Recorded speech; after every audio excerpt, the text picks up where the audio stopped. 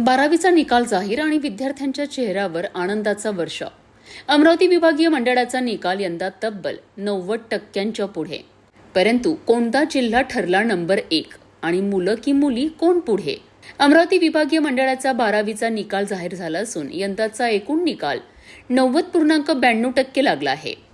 या परीक्षेकरिता एकूण 1,46,148 विद्यार्थ्यांनी फॉर्म भरला होता। त्यापैकी 1,13,195 विद्यार्थ्यांनी प्रत्यक्ष परीक्षा दिली। जिल्हानिहाय निकालात बुलढाणा जिल्हा 95.22% निकालासह प्रथम क्रमांकावर आहे। वाशिम 91.15% द्वितीय क्रमांकावर, अकोला 90.14% तृतीय क्रमांकावर, यवतमाळ 89.69% चौथा क्रमांक, अमरावती 88.26%। यंदाही निकालात मुलींनी बाजी मारली आहे। मुलींचा निकाल 93.25% तर मुलांचा निकाल 88.29% लागला आहे। संपूर्ण महाराष्ट्रातील 9 विभागीय मंडळांपैकी अमरावती मंडळाने 3रा क्रमांक पटकाविला आहे। सिटी न्यूज परिवारातर्फे यश मिळवणाऱ्या सर्व विद्यार्थ्यांचं मनापासून अभिनंदन आणि ज्यांचा निकाल अपेक्षेप्रमाणे लागला नाही त्यांनी खचून न जाता पुन्हा प्रयत्न करावा, कारण प्रत्येक अपयश हे यशाकडे नेणारं पाऊल असतं।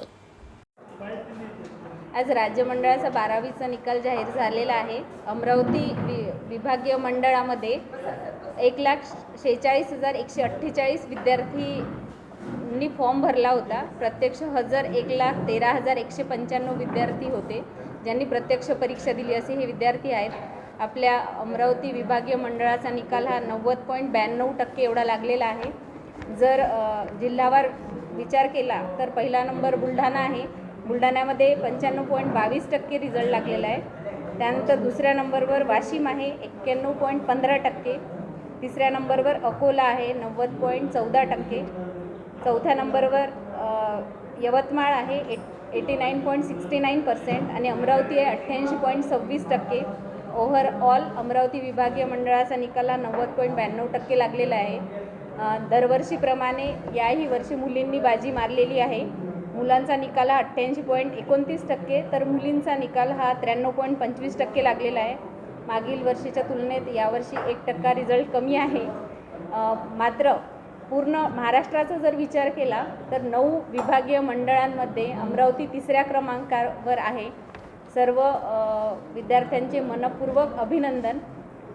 यावेळेस स्पेशल असं आहे यावेळेस की विभागीय राज्य मंडळ जे आहे त्यांनी समुपदेशनासाठी काही नंबर अवेलेबल करून दिले आहे। 10 नंबर्स आहेत ते परीक्षोत्तर काळात, म्हणजे निकालानंतर मुलांना काही जर ताण असेल निकाला संबंधाने किंवा इतर काही, तर त्यासाठी समुपदेशनाचा जे हे 10 नंबर आहे त्यावर संपर्क करून सर्व विद्यार्थी मार्गदर्शन घेऊ शकतात, आपल्या अडचणी सोडवू शकतात आणि तो सर्वांपर्यंत नंबर पोहोचवण्याचं मी या निमित्ताने आवाहन करते।